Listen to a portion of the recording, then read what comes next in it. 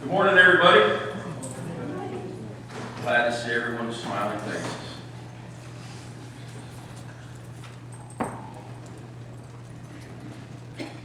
We're going to continue with the study of Romans. Get rid of my gun.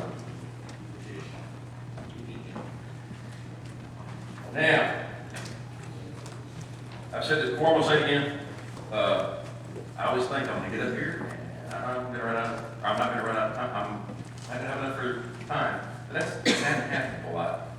So I'm letting y'all know now. Wherever we're at in the lesson, we got about 5 minutes left. We got to talk about the hummingbird, the butterfly, and the wasp. So if I stop right in the middle of a great discussion, talk about that, we got to stop. Got to cover that. Very important. But anyhow, this morning's lesson is titled "The Christian and His Environments." Now, in my book, it says "The Christian and His Environments," and chapter 14 with a smiley face. So we're going to cover a little bit about chapter 14, and that's where the hummingbird, the butterfly, and the wasp come in.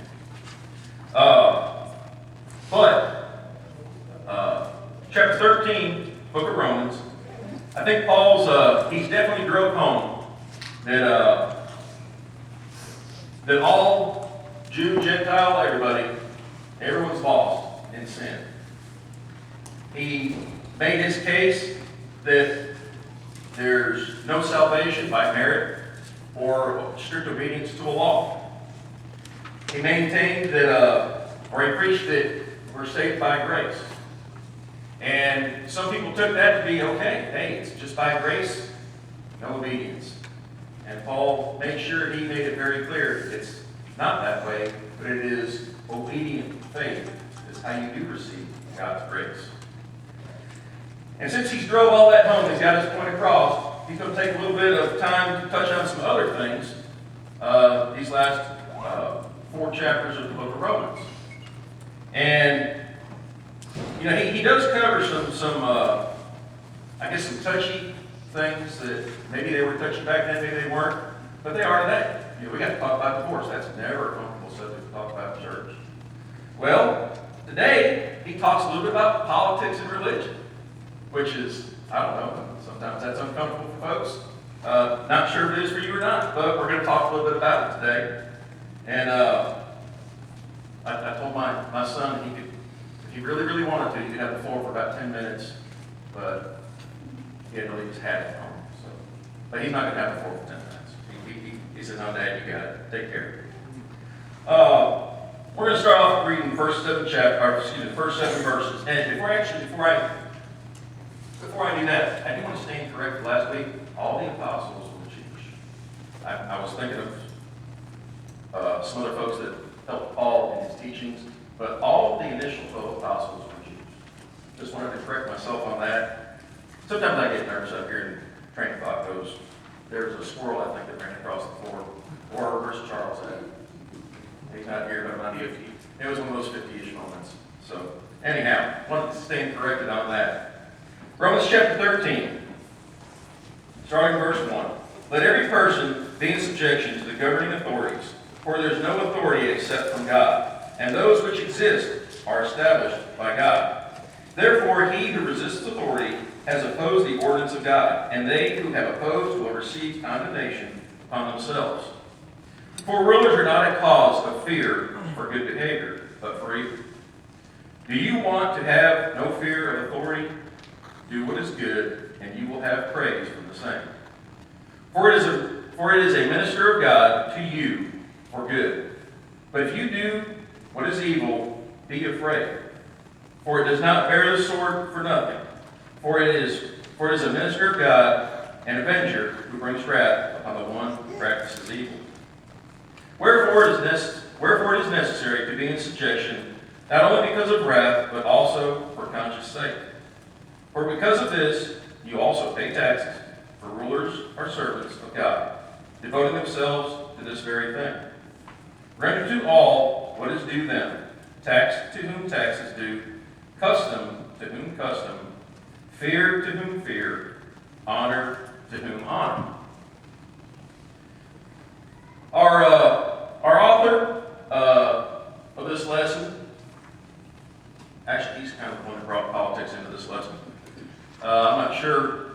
exactly, well, it talks about taxes. It talks about authority, a governing authority. It talks about God being or having established those. So, we're good to talk about it all. The one thing that our author does point out, though, is, and it's not just what we just talked about as far as, you pay your taxes and all that other good stuff. The point that he's making is that no matter where we're at in life, whether it's in politics, whether it's at work, whether it's our kids going to school, or whether it's going to the pulpit, we're all Christians. That's how we need to act, and that's how we need to be. And the fact that you are a Christian, it's not just a way of life, it is life. It's how we walk, it's how we talk, it's how we do things. So, the point that the author of our lesson here makes today is, don't separate Christianity from politics. How we are governed is, I'm not going to say it's 100% our decision, but we vote on people. What do they stand for? What do they have to bring to the table that's part of God, that's part of Christianity? So I do think that, and I wholeheartedly agree. Now, the unfortunate thing is, in most cases, well, you go into that poll booth, there's not a strong Christian person in there. And that's unfortunate, but it is also reality. And I'm not going to get into all of, I guess, politics, but don't be afraid when you do talk about politics to make sure your Christianity is part of that discussion, because it should be.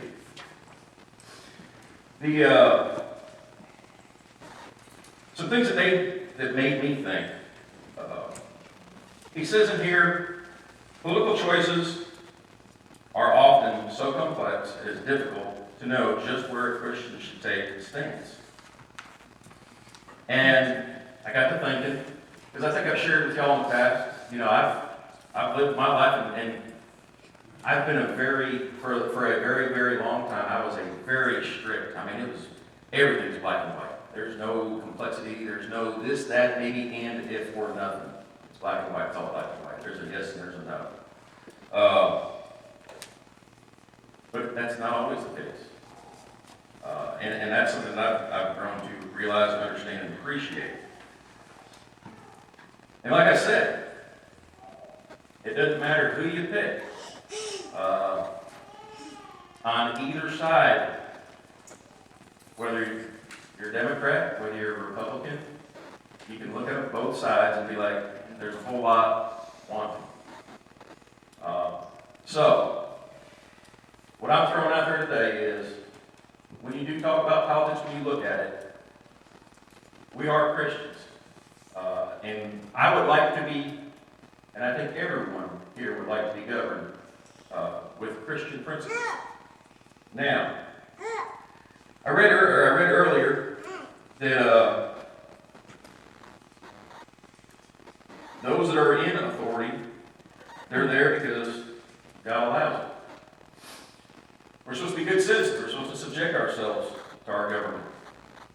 In fact, somewhere, I think towards the end of, I don't know if it was in this conclusion or the last paragraph, but he says basically, whether you're in a democracy, whether you're in a dictatorship, whatever you're in, you subject to authority. And I got to thinking, I got to wondering, okay, that means the simple things are, okay, yeah, I have to obey the speed limit because that's the law. Did y'all hear that? Sick and bad, bro. You have to obey the speed limit because it's the law. The Bible says so, sort of. That's what it is. We have to pay our taxes, we're supposed to obey the speed limit. There's a bunch of other laws, and we have to obey. We have to respect that. But I got to wondering, what about the American Revolution? This country, I think started off, and I'm not a history buff, so there's teachers in here, help me out, correct me. But this country, before it became the country that it is today, it was governed by another country. And a bunch of folks over here said, we've had it. And they revolted. And now we have the United States. Is that going against God's word? I don't know how many years after that happened, but we had another revolt, the Civil War. Was that against God's word? You can look at all the wars. You know, World War I. That was over there. Was us sticking our nose in that? Was that going against God's word? World War II, Korean War, Vietnam War, or the ongoing one that we have on our fight with terrorism? You can look at all of them and ask yourself, well, on this latest, well, not latest one, but most recent, we kicked Saddam out of power. You know, Saddam Hussein was over Iraq, and you know, the Bible says that folks are in authority, and so and God says so, and we just took him out of power. Yes, sir. Don't forget, we put him in power. That too. You're right. But the question, I mean, so, and that's why I'm going back to, you know, years ago, when, you know, like I said, everything was black and white to me, and there was a right answer, there was a wrong answer, always. And when I read this sentence about political choices are often complex, and it's difficult to know just where to stand, well, there is some validity to that.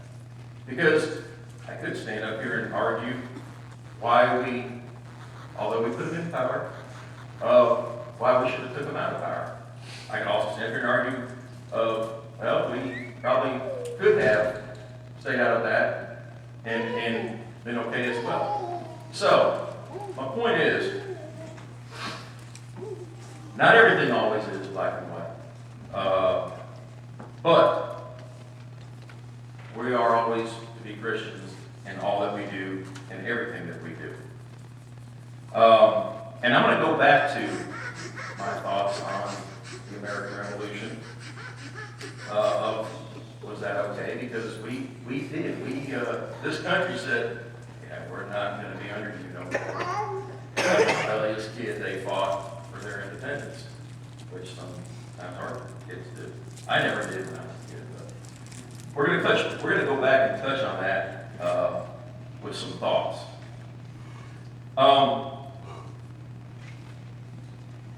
And yes, sir. You also have to remember that God says that He raises up nations and then He takes down nations for His will and for the best of His people. And so it wasn't up to me and you to decide what we wanted to vote in kingdom or against any of those. It was the leadership, whether it was through the government or not. But God's hand is in, He's shown us over and over. It is not only in setting up governments, but it's in taking down governments too. And corrupt governments. Babylon is an example. He brought Nebuchadnezzar and blessed him and put everything in his control. All these nations. And then through Ezekiel, whenever we're reading now in the prophets, he's talking about how he is going to destroy Babylon and he's going to take it down, and it would never be again. He raised it up for his purpose. But once his purpose was established, then they went beyond it and he took it down too. So God's hands in that one too. Y'all know John just stole half my thunder with that. But I appreciate you sharing that, because And I that's, like butterflies and hummingbirds, and I'm careful wasps, but I'm sure we're gonna get to them though. Yes, sir. And I was just saying, kind of reflect on that, is that it's still, they are, those leaders are subject to God's command laws. Yes. And so we get in Acts, we get, there's times when you obey God and not him. And, Specific, so. and that's exactly what I just turned to, was Acts chapter 5. Minds think alike. That's right. Acts chapter 5, verse 27. And when they had brought them, they stood them before the council, and the high priest questioned them, saying, "We gave you strict orders not to continue teaching in his name. And behold, you have filled Jerusalem with your teaching, and intend to bring this man's blood upon us." So, we had some folks that were told by the governing authorities, stop talking about Jesus. And did they listen? Did they follow the law? No, they didn't. In fact, they came back in verses 40 and 42. Well, actually, they told them, we're going to keep continuing to do so. And as a repercussion, starting in verse 40, and they took his advice, and after calling the apostles in, they flogged them and ordered them to speak no more in the name of Jesus, and they released them. So they went on their way from the presence of the council, rejoicing that they had been considered worthy to suffer shame for his name. And every day in the temple and from house to house, they kept right on teaching and preaching Jesus as the Christ. So, there are times when it's time to do the right thing, and the right thing is God's thing. It's living for God, and it's abiding and living by his word. So when these gentlemen were told, stop preaching, stop talking about Jesus, they're like, no, that's not going to happen, because they were living for Christ.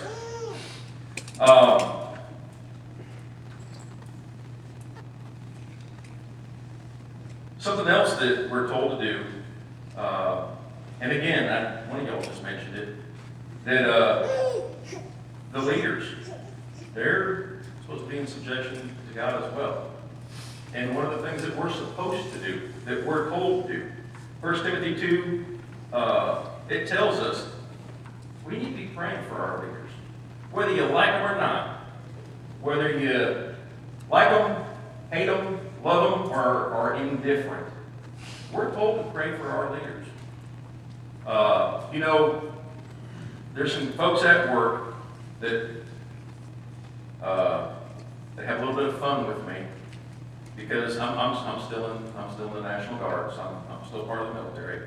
And when it doesn't matter who the president is, and every president we've had, there's been some good things that they've done, and there's been some bad things that they've done. But in everything that they do, I get told at work, "Hey Mark, you know what your president did?" Whether it's Trump today, or Obama, or Bush, or whoever, Clinton, because I've been in there that long. They were all your president. And you know what? They're right. They're right. Trump's my president. Barack Obama was my president. George, however many letters in the middle, Bush was my president. And Bill Clinton was my president. And you know what? Whether I agree with any of them, whether I like any of them, whether I disdain any of them, I should be praying for every single one of them. So, lesson, swallow the pill is, you don't have to like folks to be praying for them. God tells us we're supposed to be praying for them. Yes, sir. I would agree with that, as well as your congressmen and Yes. legislators and everything else. You put all them in office. Yep. And one of the things, since you just threw that last bit in, we do vote. We need to vote. To be a good citizen, which God tells us to be, do your duty. I'm not going to get much more on that soapbox, but we are to be good citizens, and voting is part of being a citizen. Yes, sir. Righteousness is all of the nation. Amen. That's, says it all. It does. You need your hand approved? I thought I missed somebody. Yeah, here we go. You are the second person in the church that ever read from Romans 13.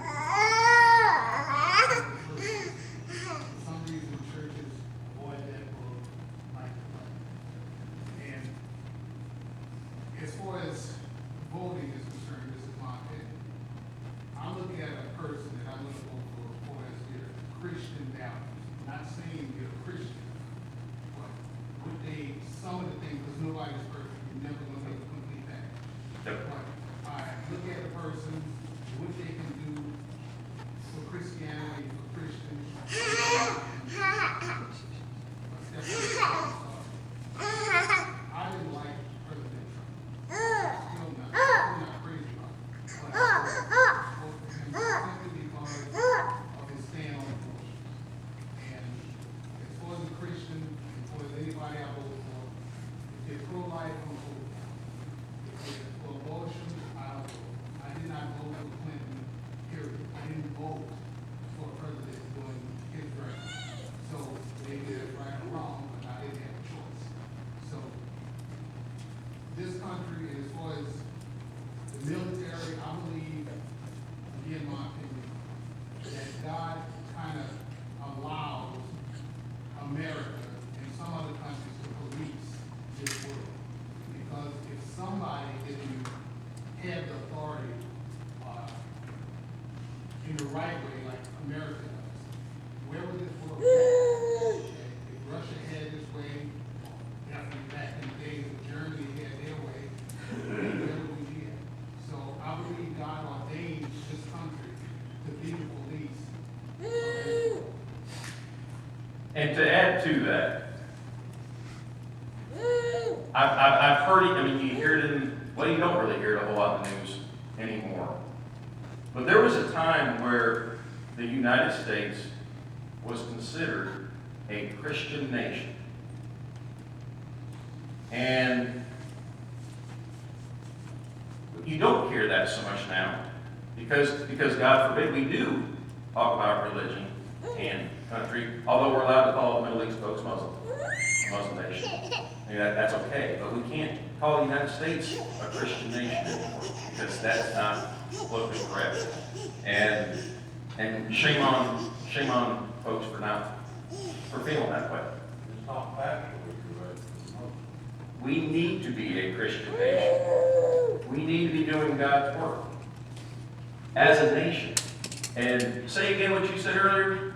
Righteousness is all of the nation. And that's what we need to be doing. Okay. Yes, sir. One of them, in that, in Timothy where you live, or that prayer intercession be made for kings and all those in authority.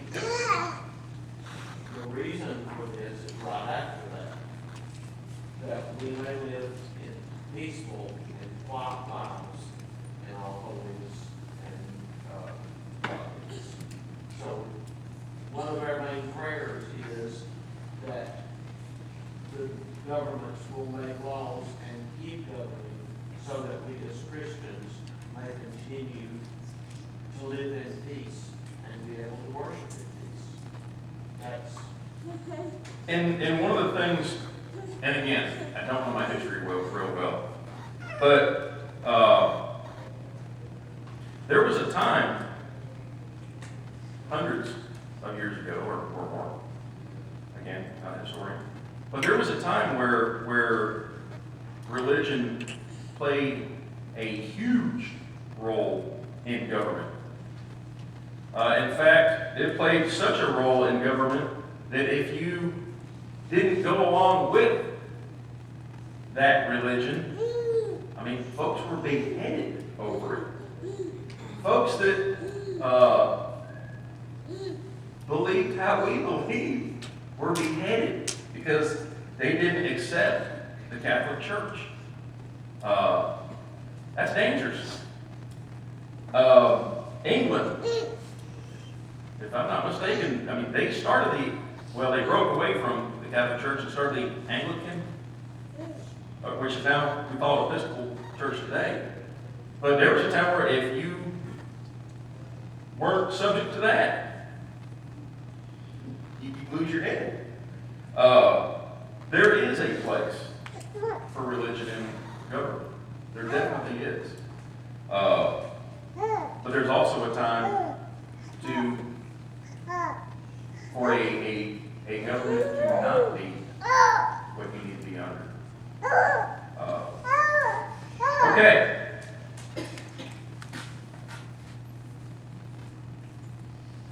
Okay, that's where it's at.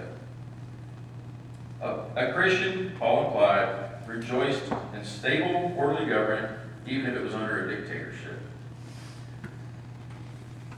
And again, we've already talked about God established governments and nations, and God brought nations down, or allowed nations to be brought down.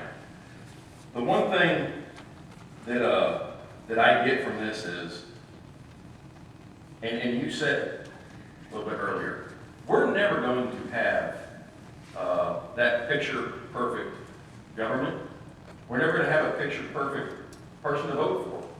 And it is sad and frustrating sometimes to walk in there with the mentality, I'm going to pick the lesser of two evils. To me, it's kind of sad. But it is reality. But I'll say this. We are, as Christians, to be good citizens, to do what is right. The second group of verses, verses 8 through 10, owe nothing to anyone except to love one another. For he who loves his neighbor has fulfilled the law. For this, you shall not commit adultery, you shall not murder, you shall not steal, you shall not covet. And if there is any other commandment, it is summed up in this saying, you shall love your neighbor as yourself. Love does no wrong to a neighbor. Love, therefore, is the fulfillment of the law. And that right there does sum it up.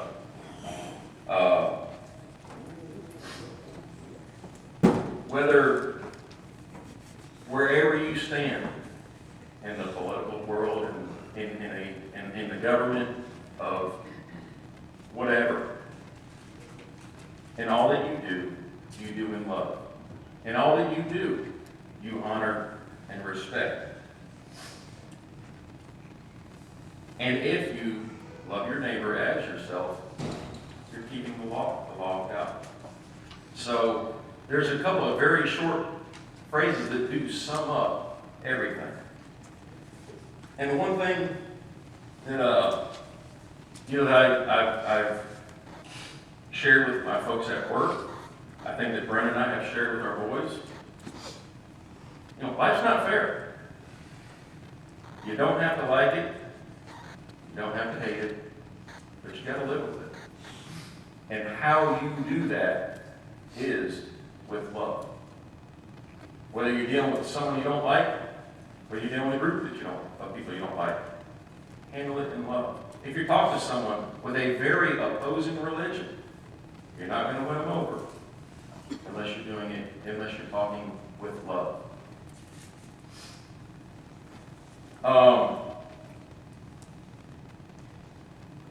Verse 10. We'll read it again. Love does no wrong to a neighbor. Love, therefore, is the fulfillment of the law. I've got a question for you. And it says, love does no wrong. Does that mean love needs to do right? And that's not a whatever question that doesn't expect a response. Does love need to do right? John says yes. Anyone else? I'm here to say definitely yes. It stops at love does no wrong to a neighbor. And love is therefore the fulfillment of the law. But it doesn't stop at love does no wrong. Just like faith doesn't just stop at I have faith. And I got to thinking about it, because that did hit me this morning. The fact that it says love does no wrong, and it doesn't say love has to do right, we do have to do right. We do have to do in love. You know, James told us in, I think it's chapter, I wrote it down somewhere. No, I didn't. But James told us, I think in chapter 2, that love without works is dead. So what does that mean? It means that just saying I have faith is not enough. It should drive you to do. Well, saying that you have love is not enough. You need to do.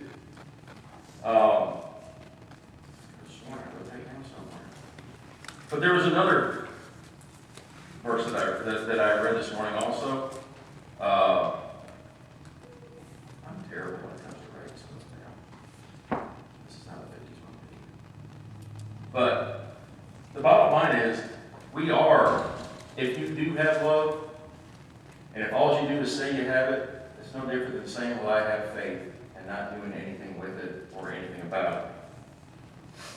If you look at the 13th chapter of Corinthians, 1 Corinthians, it explains the whole lot about love, and it tells us all the things that love does. Absolutely. Another thing that I wrote down here after reading through this lesson, one of the things that Paul focused on, and not just here but throughout many of his letters and letters from other folks, he wanted them to know they needed to be ready. That the time was at hand. That the time was short. And again, I don't know how many years ago Paul wrote this. It was a lot. But he said back then, the time's at hand. You need to be ready. And today, this applies to us. We need to be ready. I don't think that the Word of God and this message in particular should ever be taught should be taught as a scare tactic. To, hey, you need to get your life right, you need to give your life to God, because if you die and we don't have tomorrow, you're going to hell. That's not what it's about. But teaching the gospel to let people know that our time is coming. Christ is coming. And you need to be ready. Granted, it hadn't happened since Paul wrote this to now, but we don't know what tomorrow brings. And the one thing that I can say, and we've all seen it, experienced it, a family member that unexpectedly passes away, a young person that gets in a car accident, you are not promised tomorrow. And your day may be tomorrow. And that's not a scare tactic, that is reality. People die every day. And if we're not living to be ready to meet our Maker, then yes, we need to be scared, we need to be afraid. Because the reality is it can happen. Is there any comments or questions or anything else about that? I'm sorry? Sometimes love can do wrong. In the case of Rahab, she lied. In the case of the invasion of Normandy, Britain and the United States had this fake foolishness, fool the Russians, just to say your family is, you're at home or whatever, you got somebody at your house, some bad person comes and you know they want to do you harm, you're gonna lie. You're not just saying, oh, you're right over there, so tell them. You're gonna tell a lie. So, you're doing it in the case of love. That's where you're coming from. Yes, sir. Well, I understand the philosophy, but the issue that I've got is there's two different places in the Bible where that we have the right to defend ourselves. One is with Ruth and Mordecai. Now that's the Old Testament. but also in the New Testament. Remember whenever I believe it was Peter cut off the ear of the captain of the temple. Jesus told him, "Put your sword away. There will be a time for you to take your sword with you." And then when he sent out at the Transfiguration, he told the apostles, "Pick up your sword. Take it with you now." There's absolutely nothing wrong with us defending our lives. We do not have to just lay down our life. Remember that that they counted themselves worthy of being flogged and suffering for Christ.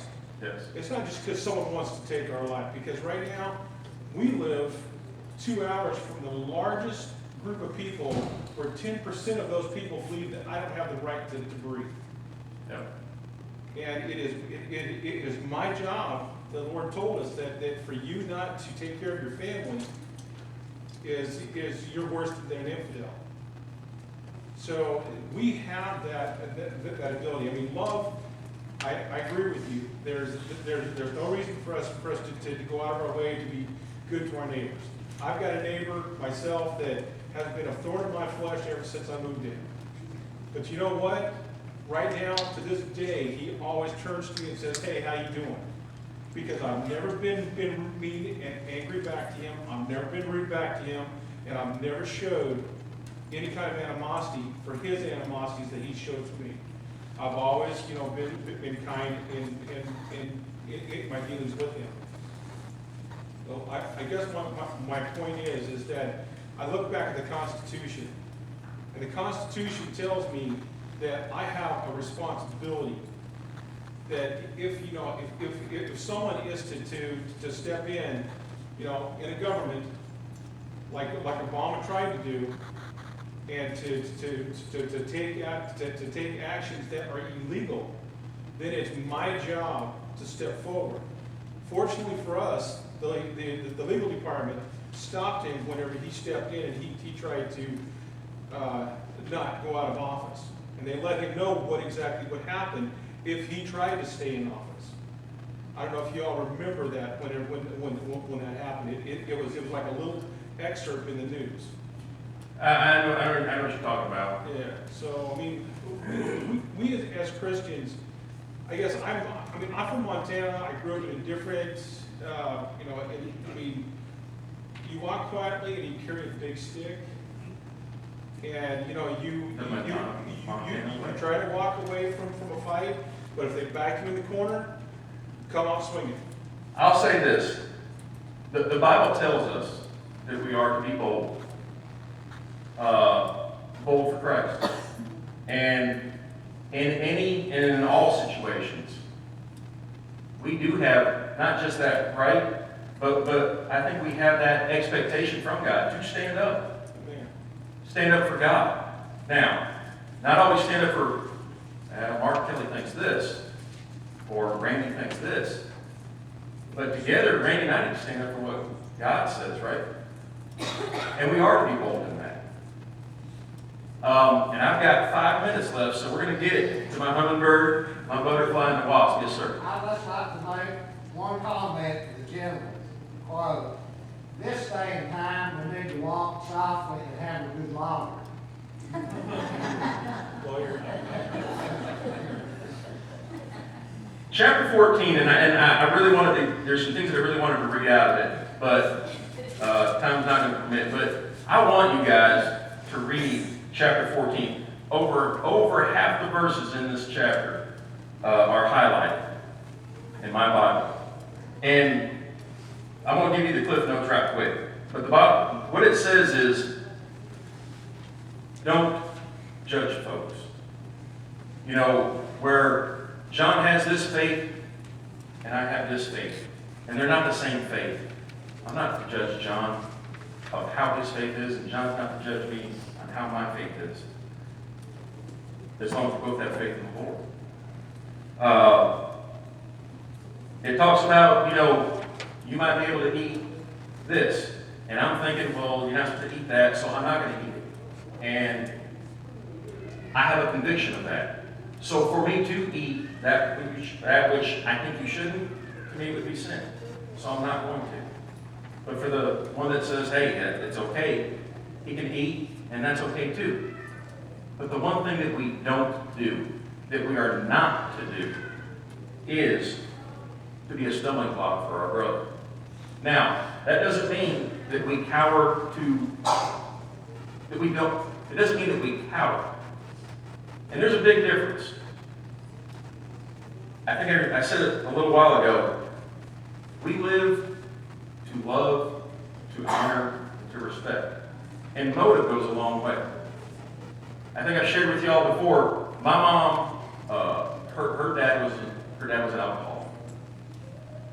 So my mom feels very, very strongly, if you drink one beer, you are one beer drunk, alcohol drunkenness, and you're sinning by drinking one beer.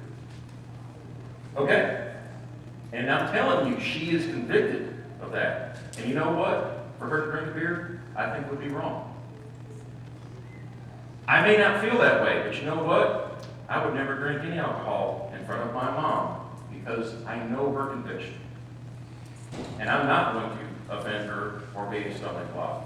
And is that cowering? No. That's respect and that's honor. And there is a big difference. One of the things, and the reason why I point that out, because I got to thinking this morning about people being different. And it's human nature to judge. It's hard not to. You have to make a conscious effort to not judge sometimes. And I got to thinking, and I don't normally bring this up, and I should have asked her permission, but she's here. I looked at Brenda and I. And this is where the hummingbird and the butterfly come into play. Because this morning, I was out on the front porch, and I was kind of reviewing my lesson, and this hummingbird, which we used to have a hummingbird feeder on our porch, and he came up there. And I mean, those winds were just 100 mile an hour going, and he came up very abruptly, and he just like hovering like a helicopter, and then moved over here, hovered like a helicopter, moved back, and out he went. But he stayed there long enough, and I was like, wow. I mean, that was amazing. Just, you couldn't see his wings. He was going so fast. It was amazing. And it made me appreciate, and Barry, it made me think of, actually, if I had more time, both of y'all, the talk that y'all gave when our boys graduated, y'all had an impact on me, both of your talks. But, you know, Barry kept reminding Lou, in all things that happen in life, go on a hike. Or what was the phrase? Get out there and see. And because if you get out there and you look, you're going to see God's creation. You're going to see God's beauty. And it wasn't just a little bit after that hummingbird. Timing was great on this morning. But a butterfly came down. And I'm telling you, you could watch every flop of those butterflies' wings. And it was beautiful also. The colors that little rascal had, it was just amazing. And he's slow enough, or she was slow enough, whatever it was, you could see the beauty and the pattern of that butterfly. And I got to think, you know what? Brenda and I are a lot different. Just like that hummingbird and that butterfly. And I asked my boys this morning, I said, what does butterfly? Hummingbird have in common? They both fly. And you know what? That's what we do have in common. We may flap our wings a whole lot different. And you know what? No one should judge us. I shouldn't judge her. She shouldn't judge me. But the bottom line is, we all fly. We flap our wings different. But we're all Christians. And we should all be flying towards God. And it doesn't matter how fast you flap yours or how slow you flap yours or what decorative things you have on you, because the hummingbird, I think, has two colors. He wasn't real fancy looking, but I was just amazed by the wings. But the bottom line is, they both fly. Well, what about the wasp? No, wasp flies too. And yesterday, when I was getting the mail out, who Who gets stung in the belly by a daggone wasp? But you know what? They fly too. And sometimes we're going to get stung in life. And you know what? We got to keep going now. In love, did I not kill him? Amen. The answer is no, I didn't kill him. It wasn't because it was out of love. I just couldn't find him. But the one thing, the point that I want to make, though, going back to Brent and I, we're very different. We had a lot different backgrounds. And I wanted my boys to be here this morning because I wanted them to hear it also. We had very different backgrounds. And that has continued to this day, has a very big impact on how she and I raise our kids. Because you know what? If we just raised them the way Brenda was brought up, y'all would learn truly what a dictatorship is, because that was her background. That was how she was raised. I had a different one. I was brought up very strictly, but I never had a curfew. But very different backgrounds. But you know what? Just like the hummingbird and the butterfly, we have to fly together to raise these boys. And people can look at how everyone raises their kids. And you know what? We can all sit back and they shouldn't do this, they shouldn't do that. You know what? We're told, don't do that. Don't judge. And I wanted to end on this because it is something that so many people do. We get in our heads ideas because we think we know. And we don't know. We don't know all of Mark Kelley's background. We don't know all of Brenda's background. We don't know all of Randy's. We don't know all of John's. We don't know a lot of people's background. But yet we sit back there and think about those people. We don't know. The whole point is, if we're in everything that we do, if we're doing it for love, if we're keeping Christ first in our life, and we're flying in the same direction, which is hopefully heaven, we're okay. Thank you for your comments, and next Sunday is going to be our last lesson. And the new class books are up front. So we will be in this one next Sunday, but grab you a new one.